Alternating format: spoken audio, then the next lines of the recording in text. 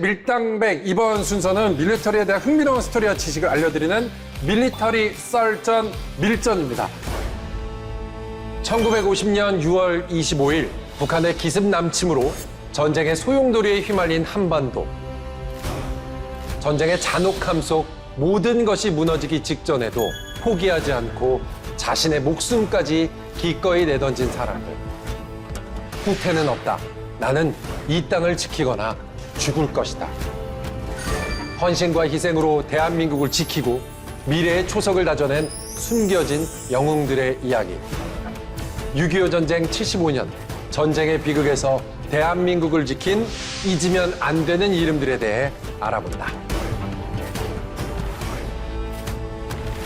며칠 후면은 6.25 전쟁이 일어난 지 75년이 되는 날입니다. 6.25 전쟁 잊지 말아야 할 이름들입니다. 네, 지금의 우리가 있기까지 정말 많은 분들의 희생이 있지 않았습니까? 그럼요, 예. 우리가 미처 몰랐던 희생도 얼마나 많았겠습니까? 그렇습니다. 다시 한번 잊지 말아야 할 사람들 혹은 또 사건에 대해서 저희가 좀 알아봐야 되지 않을까 싶은데요. 6.25 전쟁에 대해서 간단히 저희가 밑줄 쫙 할 수 있는 설명을 좀 부탁드리겠습니다. 1950년 6월 25일 새벽 4시에 북한의 불법 기습 남침 공격으로 시작됐다. 네. 이렇게 해서 3일 만에 서울이 함락되었죠. 이것은 중과 부족으로 어떻게 할 수 없이 기습으로 들어왔고, 특히 북한군이 T-34 전차 등 소련의 네. 최신 무기를 갖고 내려왔기 때문에 기습의 효과로 우리가 내려왔다. 그러고 나서 계속적으로 지연전을 펼쳤죠. 지연전을 펼치다가 우리가 결국 방어선을 만든 게 낙동강 방어선입니다. 그러니까 거기 한 군데만 뺏기면 완전히 이 전쟁 끝나버리는 끝난 거지. 거고, 그러니까 우리가 원하는 자유, 행복, 모든 것을 다 빼앗긴 채 우리가 살 수밖에 없었던 그 위기에서 우리가 가까스로 벗어난 게 낙동강 방어선이다. 밀리다 못해 모든 이 남한 사람들은 그냥 다 바다에 빠져 죽었을 거라고 막 이런 얘기. 그러니까. 결정적으로 1950년 9월 15일에 인천 상륙작전을 해서 막 북한으로 치고 올라가죠. 수복작전. 통일이 눈앞에. 근데 중공군이 들어오잖아요. 그러니까 중국이 스탈린, 소련의 꼬임에 빠져가지고 이 한반도에 들어오죠. 그래서 불법적으로 개입을 합니다. 너네 가서 싸워라. 네. 도와줘야 된다. 네. 그러니까 온 거 아니에요. 그렇죠. 깽가리 들고. 네, 꽹과리 들고 인해 전술로 맞아. 10만, 20만, 30만이 내려오니까 최초 병력은 25만이었고 이 인원이 내려오니까 어쩔 수 없이 또 우리는 눈물을 머금고 내려오는데 이게 바로 그 유명한 일사후퇴입니다. 그러니까 일사후퇴. 그러고 나서 결국은 이 중국하고 북한의 연합군 그리고 우리 유엔군 이 밀고 당기는 고지전과 교착전 네. 이 상태가 3년 동안 지속이 되는 것이죠. 네. 그래서 1953년 7월 27일에 아쉽게도 우리가 정전협정을 맺고 38선이 고착된 상태로 우리가 현재까지 살고 있는 겁니다. 그렇군요. 이 수전협정에서 일어났던 고지전들 영화에도 많이 나왔지만 네. 고지전에서 보여줬던 영웅들의 그런 면모들 우리가 많이 기억을 하고 있잖아요. 그렇습니다. 네. 오늘의 주제와도 좀 연결이 될 것 같은데 그렇습니다.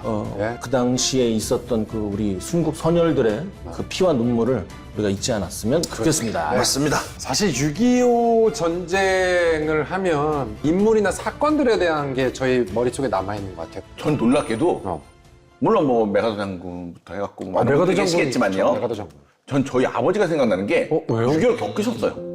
아, 진짜요? 네, 아버지가 너무 어리셨는데도 불구하고 그냥 피난을 갔다 너무 추웠기도 했어 배도 고팠었다 그 얘기를 해주셨던 걸 겪어서 우리 아버지가 저는 항상 1번으로 생각이 납니다. 아, 그렇군요. 네네네. 어린이 얘기도 하셨는데 6.25 전쟁 당시에 어린이까지는 아니지만 전선에 나가서 싸웠던 학도병들이 있습니다. 네. 메가더 장군 같은 사령관급 영웅이 있다면 네. 또 전선에는 펜 대신 총을 두고 싸웠던 학도병들이 있는 것이고 네, 그들도 네, 네. 같은 영웅이고 그렇습니다. 또 낙동강 전선 떠오르는 게 백선엽 장군도 있고 예. 또 고지전 하면 이름 없이 죽어간 무명 용사들 우리 머릿속에 사실은 떠오르는 게 많을 겁니다. 그럼요. 그래도 일단 뭐 많은 사람들이 있지만 우리의 역사 속에서 항상 있었던 건 메가더 장군이 가장 크게 기억에 남는 것 같아요. 네. 그의 업적이 확실히 있기 때문에 그죠? 근데 우리가 메가더 장군 이제 많이 알고 있어. 1차 세계대전, 2차 세계대전 때 이미 영웅이었다. 6.25 전쟁 당시에 정말로 이 한반도에 들어와서 시찰한 후에 대한민국 국민들의 모습을 보고 일사불란하게 후퇴하는 모습, 그리고 서로 공경하는 모습, 그리고 전선에 있는 병사들의 눈빛이 살아있어가지고 저는 이곳에서 후퇴하지 않겠습니다라고 얘기했던 그 병사의 한마디, 이런 여러 가지 일화들이 있잖아요. 그래서 실제로는 한반도에서 병력을 철수해야 한다는 것을 반대한 탑급 사령관 중에 유일한 인물이 그 당시에 메가더였습니다. 메가더 장군 아니었으면 네. 일본으로 철수했죠. 미국 입장에서는. 그러면 큰일 났네요, 진짜 네. 또. 이런 얘기들은 우리가 어느 정도 인터넷 조금만 뒤지면 알 수 있는데 굉장히 신박한 얘기가 하나 있습니다. 뭡니까? 퍼플하트 훈장. 퍼플하트? 예, 그렇죠. 이 퍼플하트 훈장을 초기에 안착시키고 최초로 수여받은 사람이 메가더 장군이라는 거. 그래요? 퍼플하트. 퍼플하트는 밀당부에서 한번 얘기를 한 적 있었어요. 그 기억나요? 레클리스 하사. 레클리스 하사가 저기 미국 군마. 맞아요. 그거예요. 네. 그 정말 전쟁 때에 부상병을 나르던 레클리스 하사가 퍼플하트 훈장을 받았잖아요. 맞습니까? 그 훈장입니다. 그 바로 훈장입니까? 그 퍼플 하트 훈장. 전장에서 충분히 공적이 있고 특히 본인이 부상을 입었음에도 불구하고 동료를 구한 네. 정말 살신성인의 영웅에게만 주는 이 훈장. 요즘 디자인 같은데요? 그렇죠. 굉장히 세련됐죠. 네. 그래서 우리가 보라색이에요? 우리 지금 3명이 어디 지금 트리오로 해서 행사도 뛸 수 있을 정도의 예쁜 옷을 입지 않았습니까? 맞습니다. 지금 RF 이후로 최고예요, 저희는. RF요? 이렇게 퍼플하트는 아니지만 저희가 옷을 이렇게 예쁘게 입은 게 이 퍼플하트 훈장에 대한 얘기를 좀 듣고 싶습니다. 네. 이 퍼플 하트가 네. 전시에 전사했거나 부상을 입은 상위 군인에게 수여되는 훈장이에요. 네. 이게 1932년부터 상위 군인에게 수여하던 훈장인데 네. 우리가 이 얘기 있잖아요. 사람이 꽃보다 아름답다. 네. 퍼플하트의 아름다움을 우리가 보고 있지만 저 퍼플하트를 수여받은 그 영웅은 더욱 아름답습니다. 그 퍼플하트 훈장을 받은 사람들 중에요. 그러면 우리가 좀 알만한 사람들도 있습니까? 케네디 대통령. 케네디 대통령. 해군 복무하면서 퍼플하트 훈장을 받았고요. 그렇습니까? 네. 그리고 6.25 전쟁 당시 미 8군 사령관이었던 매튜 리치웨이. 여기 보면 수류탄 달고 다니는 분 있어요. 네네, 리치웨이. 예. 그분도 퍼플하트를 수여받은 출신입니다. 그리고 또 이제 전쟁의 참상을 누구보다 잘 그려낸 감독, 영화 플래툰의 감독 올리버 스톤. 이 사람도 퍼플하트. 그래요? 전혀 몰랐어요. 네, 본인이 그러한 경험이 있기 때문에 전장의 그 아픔을 누구보다 아주 적나라하게 그려낼 수 있어요. 그러니까 영화가 살아있잖아. 오늘 주제에 맞는 6.25 전쟁에서 잊지 말아야 할 두 사람에 대한 이야기를 해볼 건데요. 먼저 미군 월튼 워커 장군과 네. 그리고 두 번째로 제임스 벤 플리트 장군입니다.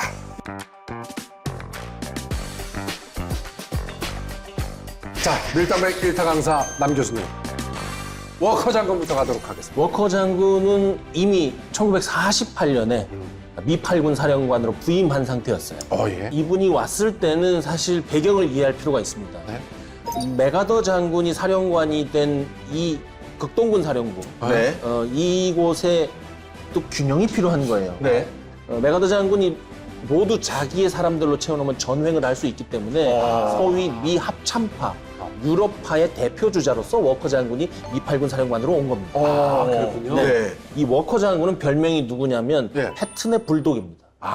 그러면 전차의 신이라고 했던 이 패튼 그렇죠. 장군의 이 바로 밑에 있었던 분이군요. 그렇죠. 우리가 여기서 알 수 있는 것은 전차전에 유능하겠구나. 네. 그다음에 전략 전술에 굉장히 능하겠구나. 그런 것들이 고려가 돼가지고 미 8군 사령관으로 온 것이죠. 그렇죠. 네. 그리고 6.25 전쟁이 발발했을 때 예. 전쟁 초기에 한반도로 바로 넘어와서 지상군을 처음에 지휘한 총사령관으로서 활약을 하기 시작을 합니다. 예. 저 세 개의 별을 달아준 게 2차 세계대전 때 패튼 장군이 직접 별을 달아줘요. 그 정도로 아끼는 수제자였고요. 그렇군요.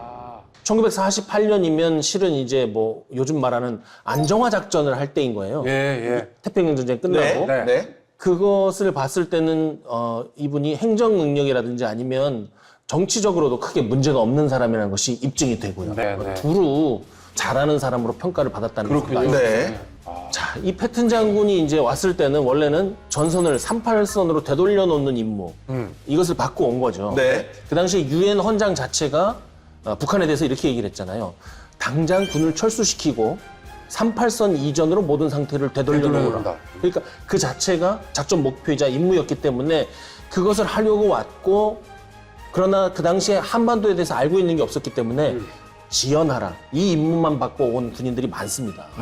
근데 그게 안 되죠. 북한군이 파죽지세로 밀고 그러니까 그게 뭐 뜻대로 내려오니까. 되나? 그렇죠. 계속해서 밀려나는데 이걸 뭐라고 표현을 하냐면 우리 항상 그 얘기하잖아요. 땅을 내어주고 시간을 번다. 근데 실제로는 우리가 너무 잔인해서 표현을 할 수 없으니까 땅이라고 얘기했지만 피를 주고 시간을 버는 어쩔 수 없는 선택을 할 수밖에 없었던 것이죠. 네, 네. 이때 워커 장군의 그 전략적인 재능이 돋보입니다. 축차적으로 이렇게 밀려나지 말고 예. 우리가 방어선을 설정할 수 있는 최적의 구간을 선정해서 한 번에 가서 자리를 잡자. 중간에 불필요한 병력의 소모라든지 아니면 뭐 지휘력의 소모를 하지 말고 내려가자. 그래서 정한 게 낙동강 전선입니다. 그러니까 마치 그러니까 마냥 밀려나는 게 아니라 어디에서는 우리가 완벽한 방어선을 구축을 해서 싸우면 어느 정도 대등할 수 있도록 만들자가 한 게 그렇죠. 낙동강이었군요. 그때. 핵심을 말씀하셨는데 강요에 의한 철수를 하게 되면 군은 주도권을 놓치게 되잖아요. 네. 자발적인 철수라는 개념이 있습니다. 이것은 방어의 일부로 쳐요. 네, 네. 그렇기 때문에 자발적인 철수를 한 것이고 낙동강에 가면 낙동강에 그 천연 장애물 있잖아요. 예. 그 천연 장애물을 이용해서 방어를 하기 굉장히 좋겠다고 판단을 한 것이죠. 그것을 지휘한 것이 워커 장군이다. 그러면 이 낙동강 방어선 워커라인이라고도 이제 불리는 이곳이 바로 어떻게 보면 배수의 진을 친 곳인 거잖아요. 부산 위에 그냥 귀퉁이 땅만 이만큼 있는 겁니다. 네. 한반도의 90%가 북한군 손에 들어간 거나 마찬가지예요. 그렇죠, 그렇죠. 그리고 이제 마지막 남은 경상도 지역을 북한군이 이제 압박하기 시작해요. 네. 물러날 곳이 없다고 판단한 워커 장군은 직접 전선을 다 시찰을 하고 네. 지휘관들을 불러서 정신교육시키고 예. 자기 명의로 된 정신교육 문건을 하달해서 저 유명한 문구를 모든 장병들의 뇌리에 새겨 넣습니다. 뭡니까? 바로 그게 stand or die. 지키거나 아니면 죽거나. 아니면 죽어라. 거기에서 워커 장군이 강조한 것은 첫 번째는 우리는 한 팀이다. 이 한 팀이 싸울 때 물러서는 사람이 가장 기억해야 될 것은 이 앞에서 죽어간 전우들을 기억해야 된다. 지금 우리가 지켜내는 이 땅은 미래의 승리의 디딤돌이 된다. 승리를 생각하고 싸워라. 이 얘기를 한 것을 스탠드와 다이라는 한 줄로 이제 표현한 거거든요. 너무 길기도 했으니까 그걸 또 한 분이 또 줄였네요. 그렇죠. 네, 그러니까 이해가 네. 또 딱 되기도 하고. 네. 그럼 낙동강 전투 자체는 이게 어떻게 진행이 됐었습니까? 일단 북한군의 사기가 하늘을 찌를 것 같아. 그렇죠. 확 봐도 왔잖아. 그러니까 타고만 하면 다 끝나. 지금 말씀하시는데 핵심이 들어있습니다. 네. 여기가 뚫리면 끝인데 네. 지금 일단 군기 사기가 떨어진 상태에서 맞습니다. 방어의 가장 최후의 보호로는 강력한 군기와 사기거든요. 네. 지금 이거를 되살려내야 되는 거예요. 그렇죠. 그렇기 때문에 지금 일단 여기를 지키든지 아니면 죽어라. 승리를 위해서 싸워라. 이 정신교육을 먼저 했던 것이고 또 부하들이 군기나 사기가 쳐져 있을 때 가장 핵심은 결국 본심으로 돌아가는 겁니다. 솔선수범. 워커 장군은 실제로 헬리콥터를 타고 찝차를 타고 병사들이 있는 곳을 어디든지 다 갔어요. 갈 수 있는 곳. 뭐 한국군 이건 미국. 그러니까 사계가 떨어진 그 정말 장병들을 일일이 다 만나봤다라는 거죠. 그렇죠. 대면을 가장 많이 한 장군 중에 한 명이고 그래서 이제 그 앞으로의 작전에 대해서 상세히 설명을 하고 네. 그리고 이 부산 교두보를 지켜내지 못하면 다음도 없다는 것을 직접 하나하나 다 설명을 해주죠. 그리고 워커가 이 실제로 실전에 굉장히 강해요. 예. 그래서 물러서지 말고 싸우는 거 이거 북아프리카 전선에서 많이 해봤거든요. 그래서 가장 지금 현재 필요한 것이 보급이라는 것을 간파를 하죠. 그래서 이제 상급 부대와 미 본토에 있는 육군에 지금 현재 필요한 것은 당장 지금 현재 전선을 지키느냐 아니면 뭐 역습을 하느냐 이것보다도 공군 빨리 보내줘라. 우리 머리 위로 공군이 지나가면 그걸로 사기 군기가 뒤집힌다. 그래, 맞아. 그럴 수 있지. 그럴 수 아니, 막 우리가 싸우고 있는데 위에 우리 아군 비행기가 위에도 날아간다면 얼마나 또 든든해. 그 적군 입장에서는 뭘 그렇죠. 떨어뜨리지 않더라도 너무 무서워지. 그렇죠. 내 머리 위를 날아다니면. 그렇지. 근데 공군은 또 한계가 있죠. 네. 낮에는 갈 수 있지만 밤에는 그들 자신이 위험을 감수해야 되고 우군 오폭의 위험이 있기 때문에 밤에는 활동이 상대적으로 적어지죠. 그럼 북한군은 어떻게 하냐면 이 밤만 노리는 거예요. 야간 공격. 막 이제 조금 쉬려고 하면 4시 반 공격. 그때 새벽에. 그래서 이제 예하 부대에서 지휘관들이 이거 야간 공격 부지런하네. 때문에 큰일입니다. 그랬더니 워커 장군은 접근법이 다른 거예요. 하늘을 밝혀라. 그래서 이 북한군이 예상 접근로로 오면 조명탄 띄우고 서치라이트 켜가지고 포격해서 야간 공격을 전부 다 물리쳐. 야간 개장을 했군요.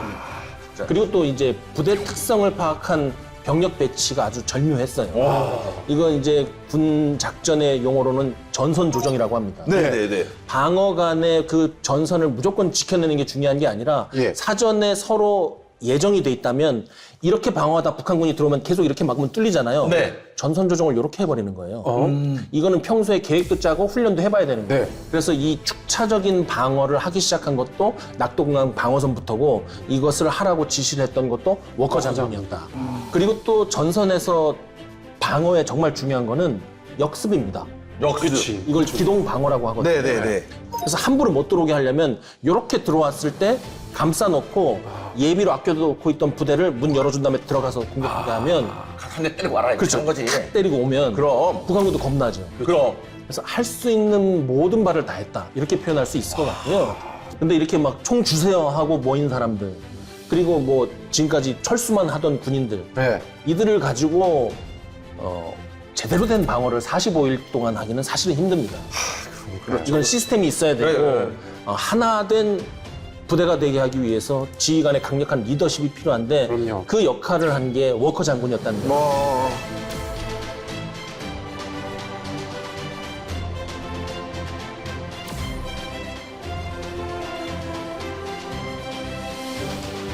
이번에는 그러면 벤 플리트 장군에 대해서 저희가 또 알아보도록 하겠습니다. 네.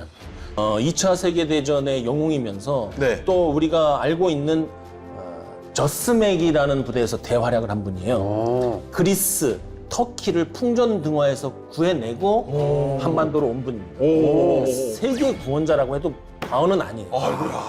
근데 이분이 한반도와 인연을 맺게 된 것은 1951년 4월이죠. 그때 워커 장군, 니지에이 장군에 이어서 후임으로 미 8군 사령관으로 오시는 거예요.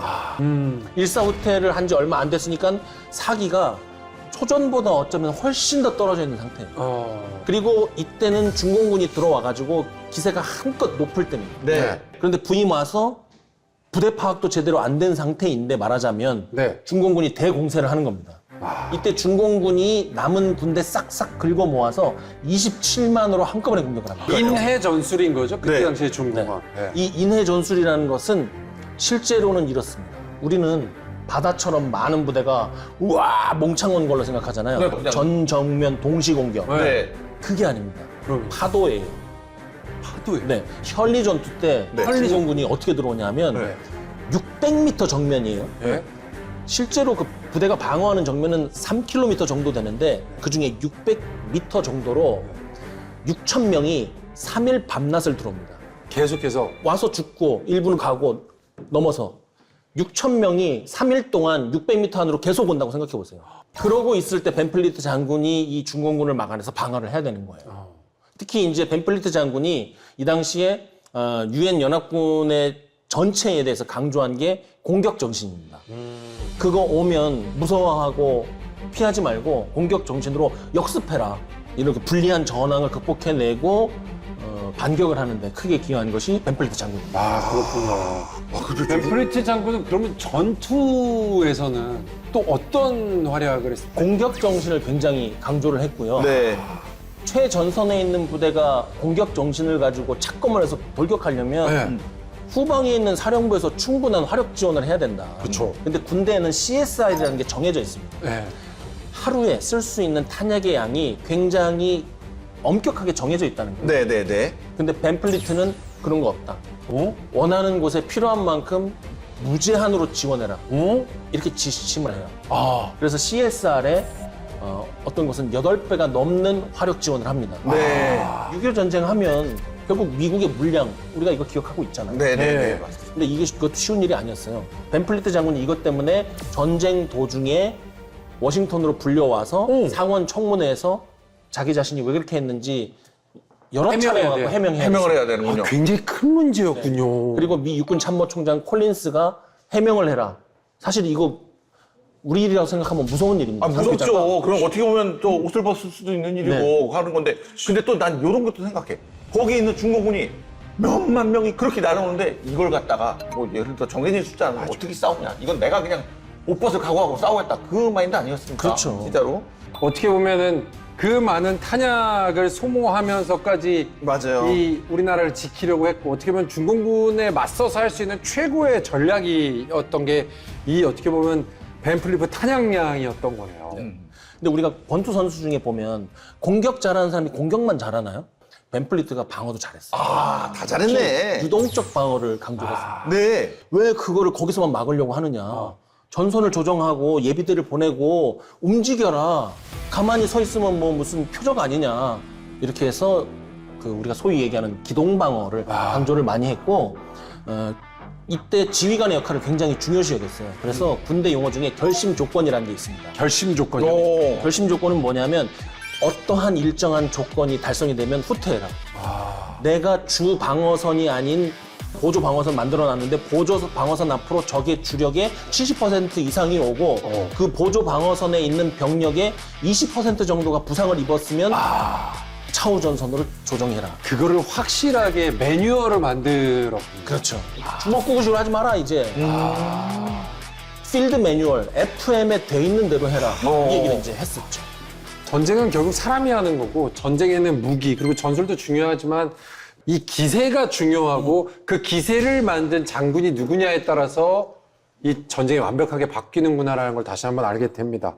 그리고 벤플리트 장군은 미래를 보는 사람이었어요. 어쨌든 통일을 하고 예. 이 전쟁에서 이기게 되면 나중에 한국군이 자기 스스로를 방위해야 될 때가 올 텐데 그러자면 지금 전시이긴 하지만 장교들을 교육시켜야 된다. 그래서 한국군 장교단 중에 일부를 뽑아서 미국으로 유학을 보냅니다. 그리고 그 도미 장교단이 벤플리트 장군의 후원에 의해서 미국에서 선진 교육을 받고 돌아와서 치른 첫 번째 전투가 어떤 전투일까요? 고지전? 고지전 중에 하나인데 제일 유명하다고 할 수 있어요. 백마고지? 그래, 백마고지. 그러니까. 백마고지? 백마고지 전투. 아, 그럼 거기에 있던 그 왔던 장교분이 그 짧은 새또 그렇죠. 미국 가서 교육을 받고 들으신 거예요? 그렇죠. 거기서 이제 청년인가 장군부터 싸웠으니까. 뭐 지휘관까지 다 네. 한국군이 스스로 전투를 할 수 있느냐 없느냐를 시험하는 굉장히 중요한 포인트가 그 백마고지 전투였던 거예요. 네. 말 그대로 전쟁 중이고 중공군이 저렇게까지 오는데 두려움을 갖고 있는데도 불구하고 한국이 자발적으로 너희들이 힘을 길러야 된다고 해서 미군으로 훈련을 시키려고 보냈다라는 거잖아요. 맞아요. 정말 어디까지 내다보신 거고 그 생각을 어떻게 하죠? 그런 생각을 하게 되는 거죠. 그 계기가 혹시 있었나요? 사랑입니다. 한국에 대한 찐 사랑. 얼마나 더 멀리 봤냐면 사제를 털어서 육사를 설립하는 것을 주도했습니다. 육군 사관학교를 하는 걸 생각을 네. 하신 거예요. 그리고 또 당시에 전쟁통에 집은 물론이고 부모를 잃은 고아들을 위해서 고아원도 설립을 했고 그래서 여러 가지 역할을 했던 분입니다. 그래서 말 그대로 한국군의 아버지라는 그 칭호가 괜히 붙은 게 아니고 그러네요. 한국군은 못 싸운다 이렇게 생각했으면 미국으로까지 유학을 안 보냈을 거예요. 그러나 그 잠재력을 믿고 할 수 있다고 믿었기 때문에 이들을 미국으로까지 그것도 전시에 그렇겠죠. 그거 얼마나 주변에서 받는 맞아요. 맞아요. 그 1950년대 후반에 돈이 한번 이제 크게 필요할 일이 있었어요. 물론 네네네. 한국에 보내줄 돈이죠. 네. 근데 그 한국에 돈을 보내줄 돈. 예비역 장군이 갑자기 마련할 방법이 있습니까? 예능에 출연하셔가지고 예능? 예, 출연료를 받아가지고 우리 지금 그 알고 있는 TV의 예능 TV에 프로그램. 나왔다고요? 아, 그리고 여기 나와서 한미재단을 홍보하면서 기금 모금 홍보도 하고 출연료를 저는 이 한미재단 기금에다 넣겠습니다. I'm appearing here tonight on behalf of the American Korean Foundation Fund's $5 million emergency drive to help the Korean people. This money is needed more now than ever to help those poor people. A gallant race who has given everything in the past 3 years to victory. 결국 한미재단의 기금을 마련하기 위해서 여기에 예능 프로그램에 출연을 하신 거군요. 네. 벤플리트는 뭐 자기가 가지고 있는 모든 것을 한국에 다 줬다고 할 수 있습니다. 지금까지 6.25 전쟁을 잊으면 안 되는 두 장군에 대해서 알아봤는데 워커 장군과 벤플리트 장군이었습니다. 근데 두 사람 사이에 공통점이 있다고 해서 저희가 알아봤는데 아들입니다. 아들이요? 두 장군한테 이제 아들이 있었나 봐요. 이 두 장군의 아들, 방금 말씀드린 두 사람 모두가 6.25 전쟁 당시에 예. 참전자였어요. 네. 근데 이때 샘 워커는 육군 장교였고 벤플리트 주니어는 공군 파일럿이었습니다. 네. 네. 두 장군의 이 부자들 모두 6.25 전쟁에서 그런데 큰 비극을 겪죠. 비극이요? 네. 왜요? 워커 장군은 네, 왜? 당시에 그 아들인 샘 워커, 예. 이 대위가 전쟁에서 무공을 세워서 은성 무공 훈장을 받게 돼요. 우와, 예, 예. 아들을 만나러 가는 도중에 교통사고로 그만 사망하고 맙니다. 한국에서요? 네. 우리나라에서요? 우리 방금 얘기했던 이 워커 장군. 말 그대로 무슨 전쟁 중에 사망하신 게 아니라 교통사고로 사망하신 그렇죠. 예. 교통사고고 추모비가 그 당시 사고가 났던 자리인 도봉구에 위치해 있습니다. 그때 이제 아버지가 돌아가셨으니까 워커 장군의 유해를 네. 송환하는 역할이 누구에게 주어졌겠어요? 아들. 아들. 네, 샘 워커 대위에게 그 역할을 맡기죠. 예. 그런데 거부합니다. 왜요? 그 아들을 놓고 어떻게 갑니까? 저는 안 가겠습니다. 제가 여기에서 임무를 수행하는 것이 아버지의 명예를 지키는 일입니다. 예. 그런데 메가더 장군이 직접 이제 서신을 보냅니다. 예. 명령이야. 다녀오게. 그래서 아버지의 장례를 무사히 치르고 그리고 샘 워커 대위는 복귀를 합니다. 아, 그래. 근데 비극이 끝나지 않았다고 그랬잖아요. 네. 클리프 네, 벤플리트 장군은 이제는 아들 쪽입니다. 이 벤플리트 주니어 공군 파일럿이라고 그랬잖아요. 네. 6.25 전쟁의 B-26 폭격기 조종사로 예. 굉장히 중요한 역할을 맡죠. 오, 예. 예. 그야말로 전략적인 폭격을 하는 임무를 맡았지 않겠습니까? 그런데 예, 근데요. 순천 지역에서 폭격 임무를 수행하던 중에 예. 적의 대공포를 맞고 실종이 돼요. 못 찾고 나흘째 되는 날 예. 더 이상 못 찾을 것 같은데 어떻게 하겠냐는 의견을 벤플리트 장군에게 물어봅니다. 부하가. 네, 아. 시스템적으로. 근데 벤플리트 장군이 나는 이제 그만 찾기를 바란다. 우리의 전시의 소중한 자원이 내 아들의 시신을 찾는 데 쓰이지 않았으면 좋겠다. 나의 아들이라고 해서 특별히 실종자 찾는 작업을 안 했으면 좋겠다. 워싱턴 DC에 가면 6.25 전쟁 추모 탑하고 추모 비가 있잖아요. 예. 거기에 보면 뭐라고 돼 있냐면 어디에 있는지도 모르는 나라의 모르는 사람을 위해서 목숨을 바친 우리의 소중한 아들과 딸을 위해 이 기념비를 바친다고 써 있어요. 6.25 전쟁 당시에 미군 고위층하고 장성의 아들 140명이 참전했고요. 그중에 35명이 전사하거나 부상을 입었습니다. 노블리스 오블리주. 네, 노블리스 오블리주의 전형인 셈이죠. 그렇죠. 그렇죠. 나중에 이 워커 장군의 아들인 샘 워커 대위 어떻게 됐을까요? 한국이 좋아하는 해피엔딩. 어떻게 했습니까? 대장까지 진급합니다. 그렇게 되면 어떻게 되느냐면 미 육군 최초의 대장 부자가 되는 거죠. 그러네요. 그런데 진짜로 그 너무나. 장군 집안 모두 한국과 인연이 깊을 수밖에 없었네요. 네.